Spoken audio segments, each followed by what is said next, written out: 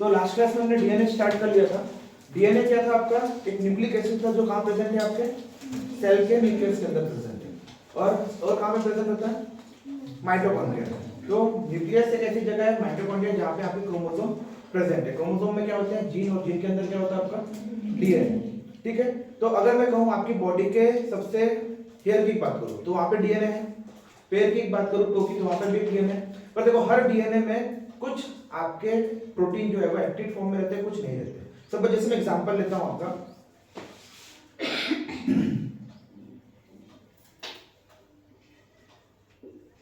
Insulin कहां present होता है? इंसुलिन हाँ पैनक्रियाज में। Very good. कहां प्रेजेंट होता है? पैनक्रियाज में। इसका काम क्या होता है? आपके ब्लड शुगर लेवल को क्या करना? मेंटेन करना। अगर ये आपका इंसुलिन का लेवल फ्लक्चुएट करेगा तो आप क्या हो जाओगे? डायबिटिक। तो मेरे कहने का मतलब ये है कि इंसुलिन के अंदर पैनक्रियाज से क्या बन रहा है? आपका इंसुलिन। तो यहाँ पर क्या है? जो डीएनए होगा, डीएनए में इंसुलिन वाला जो प्रोटीन है वो एक्टिव फॉर्म है। इंसुलिन वाला जो प्रोटीन है वो कैसा है? आपका एक्टिवेट फॉर्म है। सपोज अगर मैंने बोला स्किन लिया, स्किन का कोई पॉइंट निकाल के रख लिया, तो वहां पे क्या इंसुलिन वाला जीन है? हाँ या ना? अगर सपोज मैंने स्किन लिया, स्किन की सेल के अंदर ऑब्जर्व किया, तो क्या यहाँ पे मेरा इंसुलिन वाला जीन होगा या नहीं? इंसुलिन का डीएनए होगा या नहीं? ये आंसर करिए।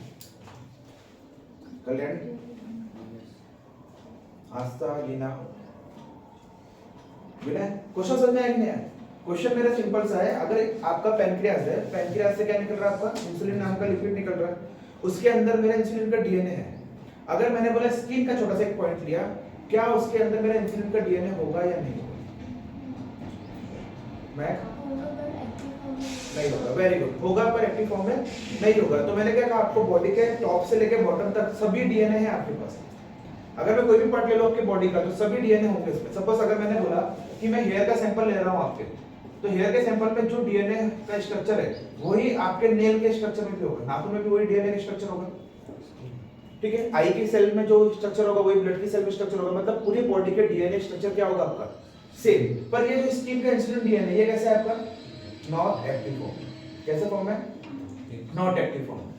मतलब यहाँ का जो डीएनए है वो इंसुलिन वाला नहीं है, बाकी दूसरे डीएनए कुछ एक्टिवेट होंगे। तो जिस फंक्शन का, जिस ऑर्गन का जो फंक्शन होता है वहां का वो डीएनए क्या होता है? एक्टिव होता है। पर हम पता लगा सकते हैं कि वहां पे इंसुलिन का जीन है या नहीं। तो डीएनए इतना मैजिक मॉलिक्यूल क्यों कहते हैं? क्योंकि इसमें इंफॉर्मेशन क्या होती है? आपकी स्टोर होती है। क्या होती है? ट्रांसफर। इंफॉर्मेशन स्टोर होने के साथ साथ क्या होता है? ट्रांसफर होता है। और जिस पार्ट में आपका जो प्रोटीन का मॉलिक्यूल एक्टिवेट है, आपके जिस पार्ट में जो प्रोटीन का मॉलिक्यूल क्या है आपका एक्टिवेट है, उसमें वो वाला जीन आपका काम करेगा, बाकी वो अदरवाइज दूसरे जीन में काम किया क्या आपके? नहीं। तो इंसुलिन वाला कहां पर है? आपके पैनक्रियाज। ये बेसिक समझ में आया कि डीएनए आपकी पूरी बॉडी में सेम है, पर कुछ जगह पे एक्टिव फॉर्म में, कुछ जगह पे एक्टिव फॉर्म में नहीं है। ठीक है। अब देखिए, हमें पता था कि डीएनए क्या है? आपका डीऑक्सीराइबो न्यूक्लिक एसिड, जो कहां प्रेजेंट है? आपके सेल के न्यूक्लियस के अंदर। हमने इसको क्या बोला? Nucleic acid. हमने इसका क्या नाम दिया? Nucleic acid. क्यों बोला न्यूक्लिक एसिड? क्योंकि न्यूक्लियस के अंदर है। न्यूक्लियस के अंदर के लिक्विड को क्या बोलते हैं? Nucleic acid. जैसे सेल के अंदर के लिक्विड को क्या बोलते हैं? साइटोप्लाज्म। मतलब सेल का लिक्विड, सेल का लिक्विड मतलब साइटोप्लाज्म। प्लाज्मा मतलब होता है लिक्विड, साइटो मतलब होता है सेल। ये अपन जो लिखते हैं ना साइटोप्लाज्म, तो प्लाज्मा मतलब क्या होता है? आपका लिक्विड, और साइटो मतलब होता है सेल। तो सेल का लिक्विड साइटोप्लाज्म। न्यूक्लियोप्लाज्म न्यूक्लियस का लिक्विड। ठीक है। तो यहाँ पे डीएनए भी है, और आपका कौन सा है? आरएनए। अब देखो समझते हैं डीएनए और आरएनए। हमको बेसिक ये पता है कि डीएनए आपका डबल हेलिक्स स्ट्रक्चर है, आरएनए आपका कैसा है? सिंगल हेलिक्स स्ट्रक्चर है। अब देखिए इसमें होता क्या है। आपका डीएनए कन्वर्ट होता है किसमें? आरएनए। आपका डीएनए कन्वर्ट किसमें होता है? आरएनए में। और ये आरएनए बनाता है आपका प्रोटीन। ये क्या बनाता है? आपका प्रोटीन। ठीक है। तो डीएनए ने क्या बनाया? आपका आरएनए बना है, आरएनए ने क्या बनाया? आपका प्रोटीन। तो कहने का मतलब क्या है? इनडायरेक्टली या डायरेक्टली बोलो तो डीएनए ही क्या कर रहा है? आपकी पूरी बॉडी का फंक्शन को कंट्रोल कर रहा है कि कौन सा बॉडी में कौन सा प्रोटीन बनेगा या नहीं। और यही प्रोटीन को अपन ने क्या बोला था? These are nothing but the alpha amino acid, जो किससे मिलके बने? आपके NH2 और COH ग्रुप से, अमाइन ग्रुप और कार्बोक्सिलिक ग्रुप। ठीक है, ध्यान से देखना, NHC तीन मॉलिक्यूल है कल वाले, ठीक है। तो किससे मिलके बना वो NH2 मतलब अमाइन ग्रुप, और COH मतलब कौन सा ग्रुप आपका कार्बोक्सिलिक ग्रुप,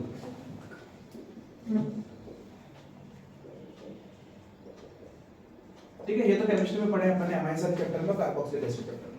तो क्या हुआ डीएनए किसमें कन्वर्ट हुआ आपका आरएनए, आरएनए किसमें बना आरएनए प्रोटीन बनाता है, प्रोटीन क्या आपका अल्फा अमीनो एसिड है। अब जिस बॉडी के टाइम पे जो प्रोटीन होगा उसका वो फंक्शन होगा। सपोज अगर मेरी सेल रप्चर हो गई, टूट गई मेरी सेल, सेल टूटने पे क्या होगा, मेरा प्रोटीन का क्या काम है कि वो सेल को जाके क्या करे, रिपेयर करे।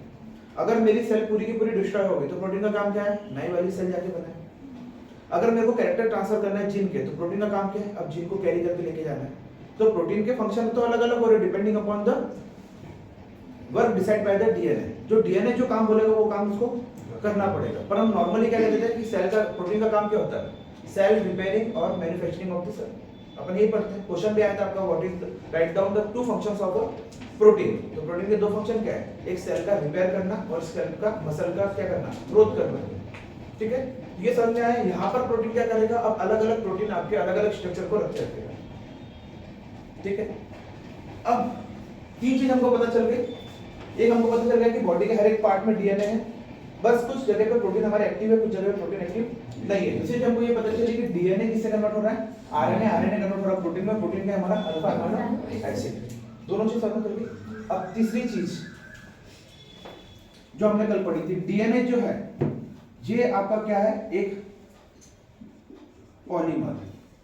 कल पढ़ा था हमने, DNA is a long chain of polymer, कल लिखा था मैंने। ये तीसरी बात है, इसके बाद आपका डीएनए का बेसिक चालू होगा, ठीक है। ये तो इंट्रोडक्शन ही है सब। तो हमने कल पढ़ा था DNA is a long chain of polymer, ठीक है। पॉलीमर क्या होता है, पॉली मतलब होता है मेनी और मर मतलब होता है यूनिट्स। पॉली मतलब क्या होता है, मेनी, और मर मतलब होता है आपका यूनिट्स, ठीक है। पॉली मतलब मेनी और मर मतलब यूनिट। इस हिसाब से पॉलीमर्स मतलब क्या हुआ, मेनी यूनिट्स ज्वाइंट टुगेदर। बहुत सारे यूनिट्स क्या हो गए आपके, ज्वाइंट टुगेदर हो गए, उसको क्या बोलते हैं अपन, पॉलीमर, ठीक है। अब मेरा क्वेश्चन, तो यहाँ पे जो है पॉलीमर यूनिट्स को हम क्या बोलते हैं, मोनोमर। यूनिट्स को क्या बोलते हैं, मोनोमर। सपोज जैसे मैंने एग्जांपल दिया, 100 रुपए का नोट है, 100 रुपए का एक नोट है, वो कैसे बना होगा, एक एक रुपए के सिक्के मिले होंगे कितने, 100, तब मिलके क्या बना आपका एक 100 रुपए का नोट। तो जो 100 रुपए का नोट है वो आपका पॉलीमर है। एक एक रुपए के सिक्के जो है वो क्या है आपके मोनोमर है। और एक रुपए का सिक्का कैसे बना होगा, एक एक पैसा मिलके 100 पैसा बना होगा। इसके पहले चलता था ना आपको 25 पैसा, 50 पैसा, 75 पैसा, 75 पैसा चला नहीं कभी, 25, 50, 20 पैसा, 5 पैसा। अभी क्या चल रहा है आपका 1 रुपए, 2 रुपए, 5 रुपए, 10 रुपए। तो अगर सपोज मेरे को 100 रुपए मिलाना है, तो 100 रुपए बनाने के लिए मैं 1 रुपए के सिक्के यूज कर सकता हूँ 100, या 5-5 के 20 सिक्के यूज कर सकता हूँ, या 10-10 के कितने यूज कर सकता हूँ 10, या मैं कॉम्बिनेशन ऑफ कॉइंस यूज कर सकता हूँ। तो कहने का मतलब है जो मेरा पर्टिकुलर एक 100 रुपए का नोट है वो मेरा क्या है, पॉलीमर है। और जो 2 रुपए, 1 रुपए, 5 रुपए, 10 रुपए के सिक्के हैं वो क्या है मेरा मोनोमर। तो हमको ये पढ़ना है कि डीएनए का जो पॉलीमोलिक्यूल का स्ट्रक्चर है उसमें कौन कौन से मोनोमर बने। आया क्वेश्चन समझ में कि डीएनए का जो हमारा पॉलीमोलिक्यूल का स्ट्रक्चर है, पॉलीमर है, लॉन्ग चेन, वो कौन कौन से मोनोमर से मिलके बना है। 3 मोनोमर से मिलके बना है, हमको वो पढ़ना है डीएनए, ठीक है। तो डीएनए का मोनोमर का स्ट्रक्चर जो है उसका नाम क्या है। तो डीएनए में बोला DNA is a long chain of polymer, तो उसका जो मोनोमर है उसको क्या कहते हैं, डीएनए के मोनोमर को क्या कहते हैं। What is the monomer unit of DNA, deoxyribonucleic acid. कल हमने पढ़ा है इसको कभी,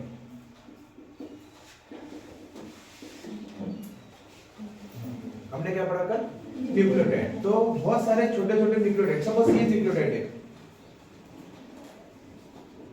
ये न्यूक्लियोटाइड है, ऐसा एक और न्यूक्लियोटाइड है, फिर एक और न्यूक्लियोटाइड है, एक और न्यूक्लियोटाइड है, एक और न्यूक्लियोटाइड है, सबके सब आपके मिल गए, जुड़ गए साथ साथ में।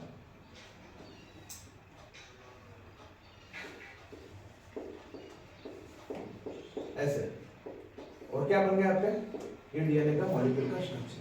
मतलब कहने का मतलब क्या हुआ है, आपका न्यूक्लियोटाइड मिलके क्या बनाएगा आपका डीएनए का स्ट्रक्चर। तो न्यूक्लियोटाइड क्या है आपका, मोनोमेरिक यूनिट है आपका किसका, डीएनए का। ये क्वेश्चन पूछता है 1 नंबर के लिए एमपी बोर्ड में, what is the monomer unit of DNA, nucleotide. और न्यूक्लियोटाइड को अपन दूसरे नाम से क्या बोला था, बेस पेयर। क्या बोला था, बेस पेयर, जिसको शॉर्ट फॉर्म में रिप्रेजेंट करते हैं बीपी से। और ह्यूमन बॉडी का बेस पेयर कितना है, 3 into 10 सॉरी 3.3 into 109 बीपी। और उसका कितना था आपका ई डॉट कोली का 4.6 into 10। वेरी गुड, ये समझ में आया। तो हमने दो चीजें सीख ली कि डीएनए में हर जगह पे आपके सभी प्रोटीन प्रेजेंट है, पर कुछ एक्टिव फॉर्म में कुछ एक्टिव फॉर्म में नहीं है। दूसरी चीज हमने सीखी कि डीएनए कन्वर्ट हो रहा है किसमें, आरएनए में। आरएनए कन्वर्ट होता है किसमें, आपको प्रोटीन में। आरएनए बताता है कौन सा प्रोटीन बनाना है, और प्रोटीन क्या हमारा अल्फा अमीनो एसिड, ये दो ग्रुप से मिलकर बना है, अमाइड्स और कार्बोक्सिलिक एसिड। फिर हमको पता है कि डीएनए हमारा लॉन्ग चेन ऑफ पॉलीमर, जिसमें छोटे-छोटे यूनिट्स है आपके कौन से, मोनोमर, जिसमें छोटे-छोटे यूनिट्स हमारे मोनोमर के, जिसको क्या कहते हैं, न्यूक्लियोटाइड। ठीक है, ये सब समझो।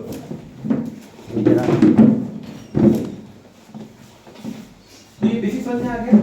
अब हमको पढ़ना है कि डीएनए का जो मॉलिक्यूल है वो बनता कैसे है। डीएनए का मॉलिक्यूल बनता कैसे है, ये तो गॉड ने बना के दिया है हमको, हमारी बॉडी के अंदर पहले से है ना। और सपोज अगर मेरे को आर्टिफिशियली बनाना होगा लैब में, तो कैसे बनाएंगे। अगर मेरे को डीएनए आर्टिफिशियली बनाना होगा तो कैसे बनाएंगे। अगर सपोज मेरे को पता चल गया कि डीएनए के अंदर कौन कौन से कंस्टिट्यूएंट है, सपोज मेरे को कोई सब्जी बनाना है, सपोज पालक पनीर बनाना है, तो मेरे को क्या लेके आना चाहिए, पालक, पनीर, ऑयल, मसाला, बन गई मेरी सब्जी, और गैस सिलेंडर। ठीक है, तो वैसे ही अगर मेरे को डीएनए का मॉलिक्यूल बनाना है, तो डीएनए के मॉलिक्यूल में क्या क्या कॉन्स्टिट्यूएंट है, अगर पूरे कंस्टिट्यूएंट मैंने लेके आ गया, मिक्सअप कर दिया, तो डीएनए का मॉलिक्यूल मेरा बन गया। तो हमको डीएनए के मॉलिक्यूल बनाने से पहले हमको समझना है कि न्यूक्लियोटाइड कैसे बनाना है। अगर न्यूक्लियोटाइड मैंने बना लिया, तो न्यूक्लियोटाइड, अगर एक न्यूक्लियोटाइड मैंने बना लिया तो क्या होगा, उसी के बहुत सारे को स्ट्रक्चर को मैं क्या कर दूंगा, जोड़ दूंगा, और मेरा क्या बन गया, डीएनए का मॉलिक्यूल। तो अब हम बना रहे हैं कि न्यूक्लियोटाइड कैसे बनाते हैं। ठीक है,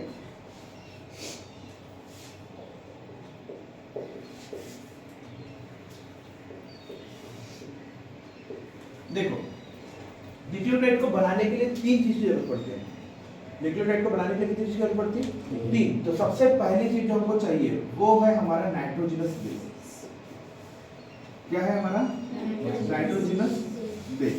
नाइट्रोजनस बेस मतलब हमको पता चल गया कि जिसमें क्या है, नाइट्रोजन। और ये कहां से आता है, आपके प्लांट से।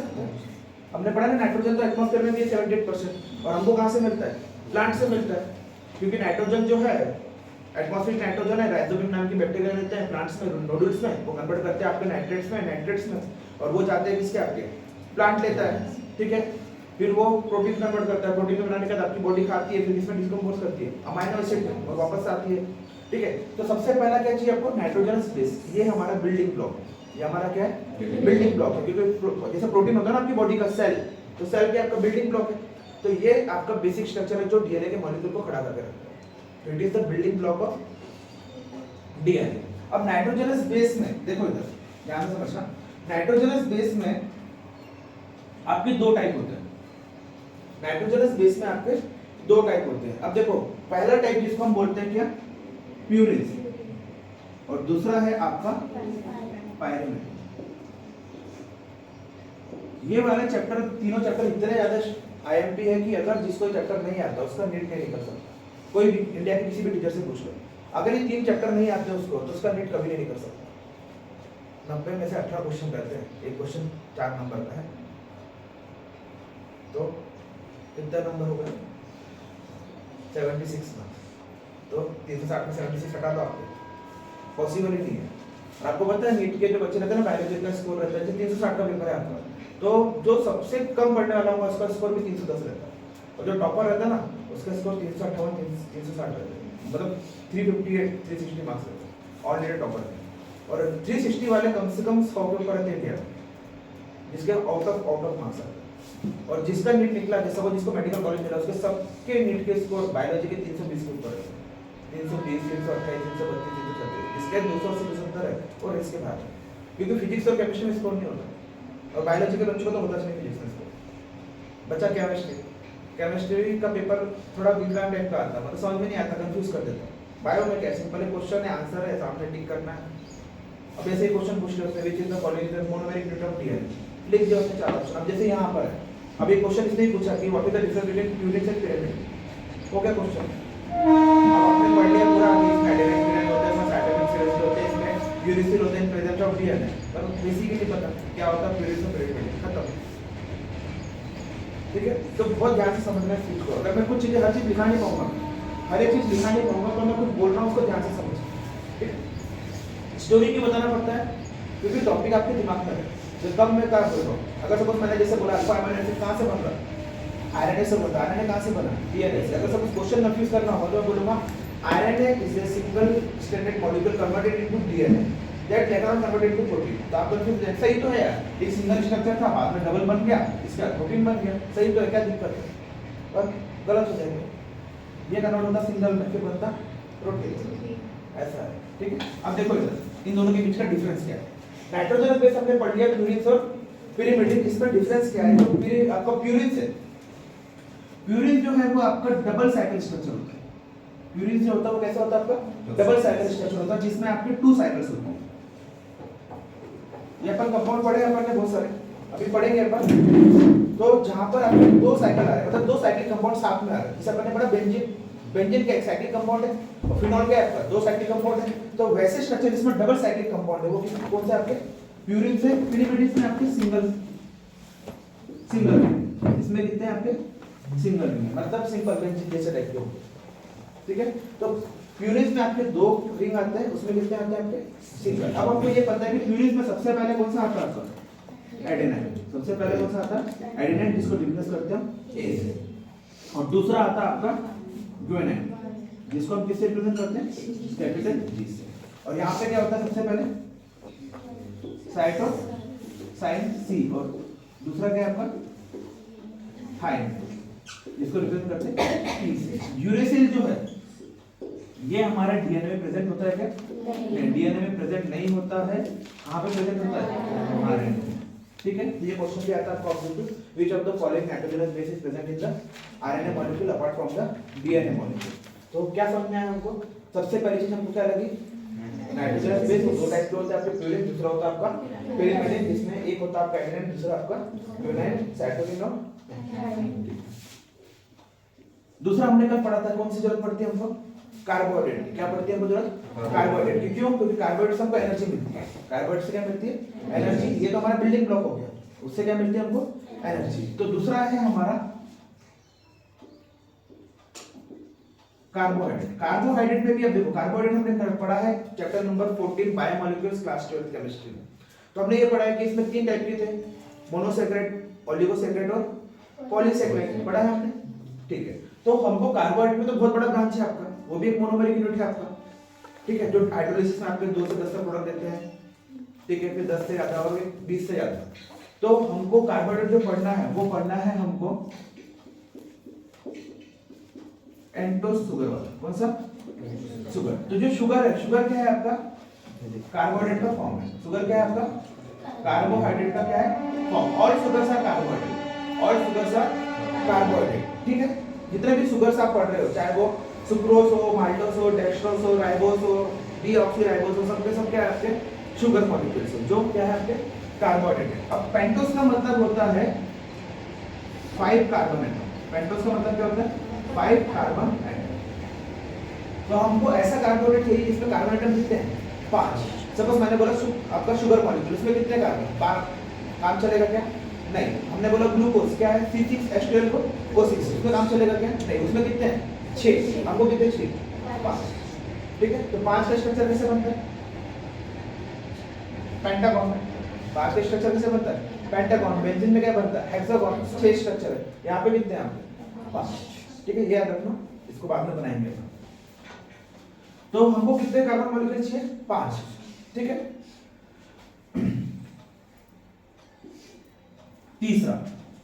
तीसरा हमको चाहिए फास्फोरस का ग्रुप। हमको क्या चाहिए? फास्फोरस का ग्रुप, जिसको हम क्या बोलते हैं? फॉस्फेट। इसका काम क्या होता है? लिंकिंग करना, लिंकेज करना, मतलब अटैचमेंट करना।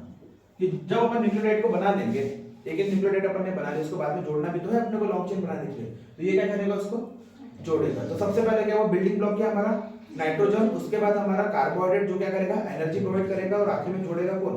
फॉस्फेट का ग्रुप। तो 3 चीज चाहिए हमको बनाने के लिए। तो क्वेश्चन आता है, what are the 3 components of a DNA molecule? Question क्या आता है?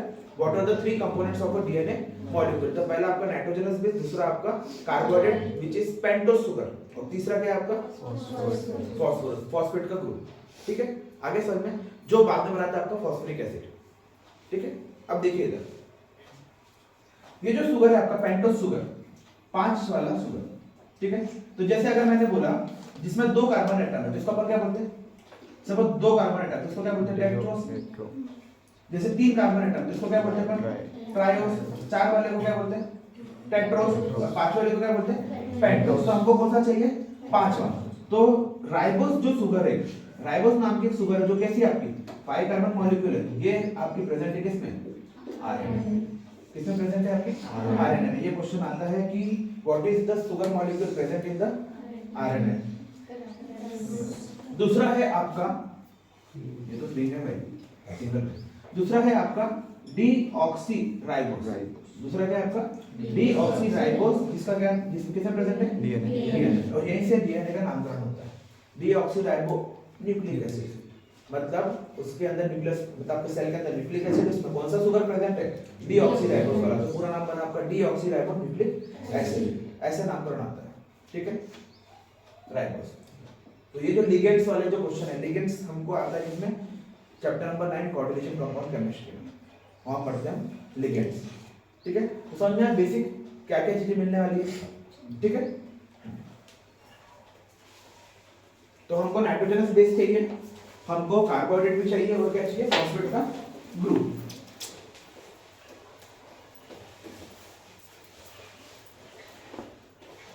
अब तीनों चीज हमारे पास आ गई। अब हम चलते हैं कहां पे, लैब में। तीनों चीज आ गई हमारे पास, अब हम कहां जाते हैं, लैब में जाते हैं, और क्या करते हैं, डीएनए का मॉलिक्यूल बनाने की कोशिश करते हैं। तो हम, किसी को याद है ग्लूकोज का स्ट्रक्चर, अरे नंबर फॉर्मूला नहीं पूछा मैंने, स्ट्रक्चर पूछा। स्ट्रक्चर तो इस टाइप का स्ट्रक्चर था अपना।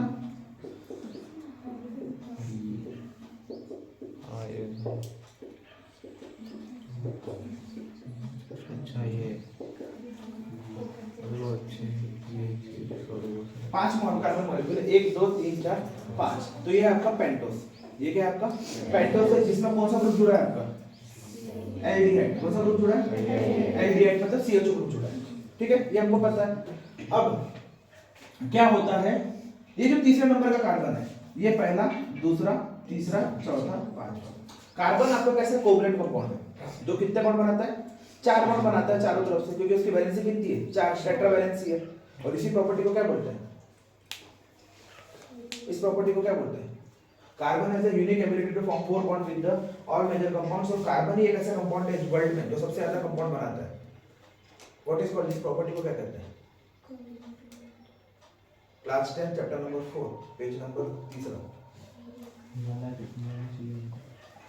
कैटिनेशन। क्या कहते हैं, कैटिनेशन। सब पढ़े हो रहे हैं, पढ़ो, पढ़े कि नहीं पढ़े, कैटिनेशन और टेट्रावैलेंसी, दो चीज तो पढ़े थे आपने कार्बन में, कैटिनेशन और टेट्रावैलेंसी। उसके बाद क्या पढ़ते हैं, डायमंड और ग्रेफाइट, और उसके बाद सैचुरेटेड और अनसैचुरेटेड। बस इतना ही आता आप लोगों को, उसका नामकरण तो भूल जाओ, थोड़ा बहुत फंक्शनल ग्रुप पता रहता, एनोलॉगस और होमोलॉगस क्या है, बस चैप्टर खत्म। और आपने भी मिथाइल फॉर्मेशन, सो बुबल फॉर्मेशन, इतना तो पढ़े 10वीं में आपने। तो क्या बोलते हैं उसको, कैटिनेशन। तो देखो सब में 4 बॉन्ड बने हुए हैं, इधर ध्यान दो, पहला बॉन्ड, दूसरा, तीसरा, चौथा, इसमें भी बने 1 2 3 4, इसमें भी बने, सब में, सब कार्बन में क्या बने, 4 बॉन्ड बने। अब देखो होता क्या है, ये जो तीसरा कंपाउंड, तीसरे नंबर का कार्बन है, तीसरे नंबर के कार्बन से ये ऑक्सीजन का OH मॉलिक्यूल यहां से निकल जाता है, यहां से क्या होता है, निकल जाता है, ये OH मॉलिक्यूल यहां पे। अब ये OH मॉलिक्यूल होगा कैसे, O-H, ऐसा होगा। अब ये क्या होता है, यहां से H मॉलिक्यूल टूट जाता है, H मॉलिक्यूल क्या होता है, टूट जाता है, और ये H मॉलिक्यूल जाके जुड़ता है यहां पर, और ये मॉलिक्यूल बना देता है क्या, CH2OH। क्या बना देता है, CH2OH का मॉलिक्यूल।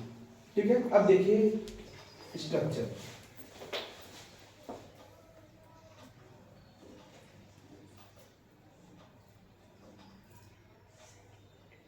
ये है आपका पेंटोस का शुगर, ये क्या है आपका, पेंटोस का शुगर। अब यहाँ पे ये कुछ नहीं लिखा, मतलब यहाँ पे क्या है, कार्बन नंबर 1। इसका एक्चुअली बना कैसा होगा, ये ऐसा है। ठीक है, हम लोग उसको रिप्रेजेंट नहीं करते कार्बन को यहाँ पे, पर यहाँ पे कॉर्नर में क्या होता है, कार्बन आपके प्रेजेंट होते हैं, जिसको मैंने क्या नाम दिया, सबसे पहला कार्बन नंबर 1 2 3 4, तो 4 ही हुए, 5 का है, ये भाई 5। ठीक है, ये कहा है आपका 5वां। अब हमको ये पता है कि पूरे स्ट्रक्चर में है क्या, OH है और क्या है, H है। तो इसको जमाना स्टार्ट करना जो करते हैं। तो यहाँ पे मैंने ऊपर में यहाँ पर आपका OH मॉलिक्यूल आया, इधर क्या आ गया H, यहाँ पर आपका OH मॉलिक्यूल, यहाँ पर क्या आ गया H, यहाँ पर आपका OH मॉलिक्यूल अंदर H, ठीक है OH मॉलिक्यूल। अब यहाँ पे OH मॉलिक्यूल नहीं आता, इस वाले में OH मॉलिक्यूल नहीं आता क्योंकि यहाँ का OH मॉलिक्यूल जाके क्या बनाता है CH2 OH, ठीक है।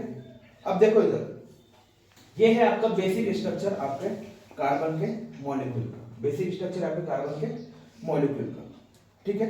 तो कार्बन का मॉलिक्यूल कहां से आता है, तीसरे नंबर से आता है, कहां पे, पहले नंबर पे, तीसरे से कहां पे आता है, पहले नंबर पे। इसको बोलते हैं 1-3 क्या बोलते हैं 1-3, ठीक है। ये अपन आगे पढ़ेंगे स्ट्रक्चर, तो 1-3 याद रहेगा, ठीक है। 3 5 याद रखना। तो ये मॉलिक्यूल आपका क्या हो गया, बेसिक का अटैच हो गया। तो यहाँ पर क्या हुआ आपका, ये कौन सा कंपाउंड है आपका, OH क्या होता है, हाइड्रोक्सी ग्रुप है। ये कैसा है आपका, हाइड्रोक्सी ग्रुप है। ये क्या है आपका, ये भी हाइड्रोक्सी ग्रुप है आपका। अब देखो यहाँ पे, अब मुझे क्या करना है, ये तो मेरा हो गया पेंटोस का शुगर। मेरे को 3 चीजें थी मेरे पास, नाइट्रोजनस बेस, दूसरा कार्बोक्सिलिक ग्रुप नहीं कार्बोहाइड्रेट, तीसरा क्या था मेरे पास, फास्फोरस ग्रुप। तो मेरे पास पेंटोस शुगर तो आ गया, मतलब सबसे आखिरी वाला कि बीच वाला, बीच वाला मेरे पास आ गया, मेरे पास नाइट्रोजन वाला। अब नाइट्रोजन का जो बेस है, नाइट्रोजन का जो बेस है वो हमेशा जुड़ता है कहां पे, आपके कार्बन नंबर 1 पे। Nitrogen base always add to the carbon number 1, और ये याद रखना है कि नाइट्रोजन का बेस हमेशा कहां पे जाके जुड़ेगा, कार्बन नंबर 1 पे।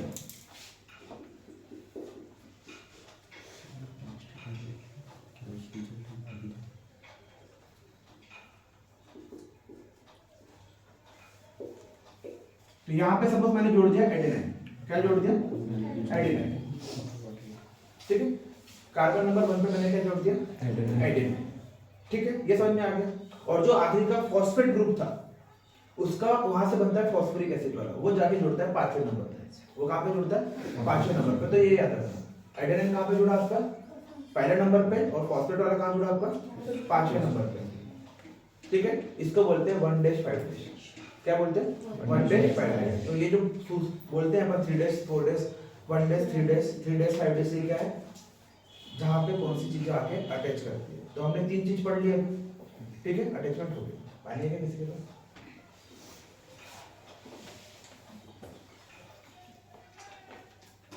बहुत लिखना पड़ेगा आज, नहीं मैं समझा दूंगा, लिखना तो तय देता आपके स्कूल में आने वाला है।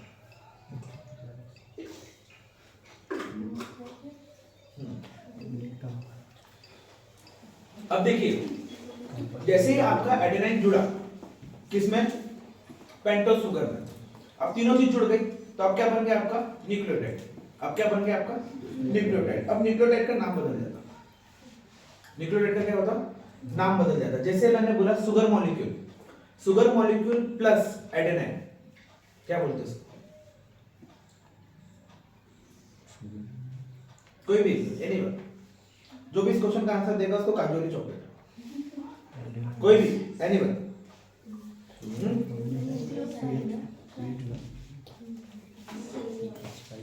देखो क्या बोला मैंने, आपका शुगर का मॉलिक्यूल प्लस आपका नाइट्रोजनस बेस। तो शुगर का मॉलिक्यूल मतलब आपका पेंटोस शुगर, ठीक है।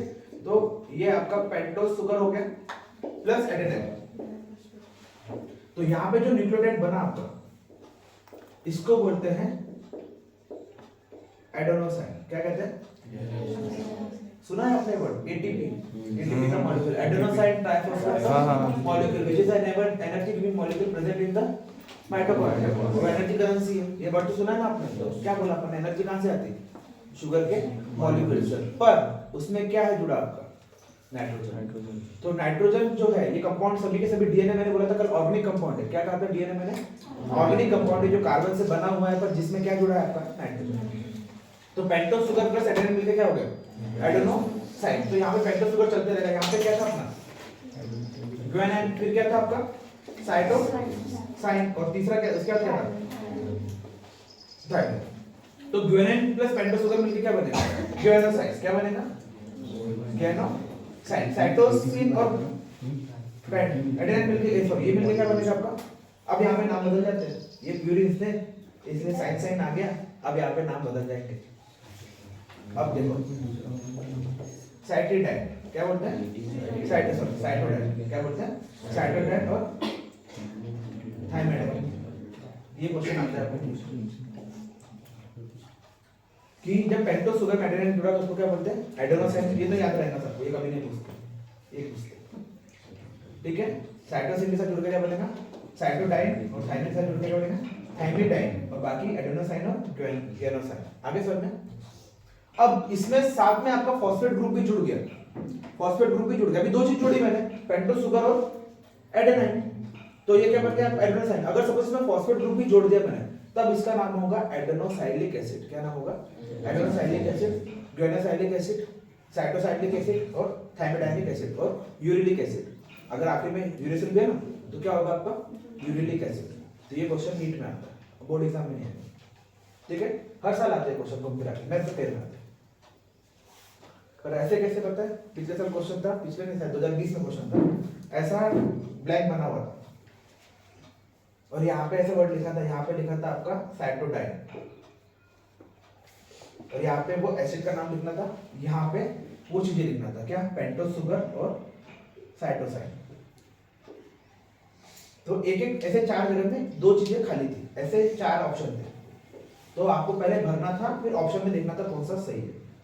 तो क्या है, पेंटोस सुगर, साइटोडिन, साइटोसिन, साइटोडाइनिन और आपका एसिड पर। ठीक है, ऐसे नामकरण करना पड़ता है। तो ये सिर्फ नीट में पूछते हैं, पर हमको भी जरूरत है ना, क्योंकि हम एडेनाइन जोड़ रहे हैं, इसको क्या बोलेंगे अपन, एडेनोसाइन। तो जो आपका एटीपी का मॉलिक्यूल उसमें ऐसे ही होगा, सेम पेंटोस का सुगर होगा, उसमें क्या जुड़ा होगा आपका एडेनाइन। तो ये है आपका basic of the DNA molecule. अब हमको क्या पढ़ना है इसके बाद, डीएनए मॉलिक्यूल का पूरा स्ट्रक्चर, चार्जेस रूल क्या होता है, जिसमें आपका एडेनाइन, ग्वानिन, थाइमिन और साइटोसिन के परसेंटेज क्या है और कौन सा मॉलिक्यूल किससे जुड़ेगा। जैसे मैंने बोला कि नाइट्रोजनस बेस किस में आके जुड़ेगा आपका, कार्बन नंबर 1। वैसे ही एडेनाइन किसके साथ बॉन्ड बनाएगा, किसके साथ जुड़ेगा, ग्वानिन किसके साथ जुड़ेगा। ये 4 लोग भी आपस में बॉन्ड बनाते हैं, पर क्या होता है किसी के साथ किसी की पड़ती है। तो एडेनाइन की किसके साथ पड़ती है वो हमको जानना है, और यहीं से आपका न्यूमेरिकल आएगा जिसको बोलते हैं चार्ज ऑफ लॉ। ठीक है, a + a = b + c, छोटा सा न्यूमेरिकल है। एक आपको पता है, 2 आपको पता है, सॉरी 3 पता होना चाहिए तब एक निकलेगा। और सपोज किसी परसेंटेज पता है हमको, सपोज मैंने बोला कि आपके 2 लोग मिला के, सपोज a + b मिला के 100 रुपए आपके पास, क्या है, a + b मिला के कितने आपके 100 रुपए। मैंने बोला a के पास 30 रुपए, तो b कितना है 70। कॉमन सेंस ये, अगर हमको एक भी पता चल गया दोनों में से, तो भी हमारा आंसर निकल जाएगा, क्योंकि हमको पता है दोनों मिला के कितने बनेंगे 100। तो वैसे 2 नाइट्रोजनस पेयर मिला के 100 बनाते हैं, 2 नाइट्रोजनस बेस पेयर मिला के क्या बनाते हैं 100। अगर मेरे को एक भी नाइट्रोजनस बेस पेयर पता चल गया तो दूसरा पता कर लूंगा, और अगर मेरे को ये पता चल गया और ये वाला जुड़ता है किसी एक के साथ, तो देखो उसमें कॉन्सेप्ट क्या है। कॉन्सेप्ट बहुत ही अच्छा है, समझने वाला। देखो सपोज a और b, और यहाँ पे मैंने a + b = c + d। ठीक है, a + b = क्या आपका c + d। अब मैंने बोला a और c बॉन्ड बनाएंगे, a और c क्या बनाएंगे, बॉन्ड बनाएंगे, और b और c क्या बनाएंगे, बॉन्ड। अगर सपोज ये 30 है तो ये भी कितना होगा 30 रुपए हो गए। अगर ये 50 है तो ये भी कितना होगा 50, ये कॉमन है। अगर सपोज मैंने बोला टोटल मिला के कितने बनेंगे 100, टोटल मिला के कितने बनेंगे 100। देखो न्यूमेरिकल भी कर ही लेते हैं, क्या टेंशन लेना, इजी है। देखो इधर, तो टोटल मिला के बना कितने रहे 100। ठीक है, मैंने बोला a के पास 40 रुपए, a के पास कितने 40% है, b c d की वैल्यू बताओ। तो a के पास 40 है तो ये कितना होगा 60, और ये वाला 40 है तो ये भी कितना होगा 40, ये 60 है तो ये भी कितना होगा 60। तो क्वेश्चन क्या पूछते हैं, ये वाला बता के ये पूछ लेते हैं आपसे। तो उसने क्या किया, हमको पता है कि ये 40 है, अगर सपोज ये वाला बता के ये पूछ लिया, और हमेशा क्वेश्चन ये पूछते हैं, ये बता के क्या पूछते हैं आपसे डी। तो हमको पता है ये 40 से कितना होगा 60, ये 60 होगा तो वो भी कितना होगा 60। इतना इजी क्वेश्चन, एक ही न्यूमेरिकल आपको, वो भी रेशियो क्या है 40 और 60। तो सपोज अगर मैं इसको रेशियो देता हूं, ठीक है, अब जिससे क्वेश्चन पूछूंगा वो बताना इसका आंसर। ऋषि ए आपका 60 है, what is the value of D 40। बस इतना इजी है, 1 सेकंड का क्वेश्चन। क्या है इसमें, ये है मैं बायो के न्यूमेरिकल, एक दांत से आता है और एक यहां से आता है। तो ये हो गया आपका कंप्लीट डीएनए के मॉलिक्यूल का बेसिक। ठीक है, कल पढ़ेंगे अपन डीएनए का स्ट्रक्चर बना के, वाईएमपीए और चार्ज ऑफ लॉ। लिखना चालू करो।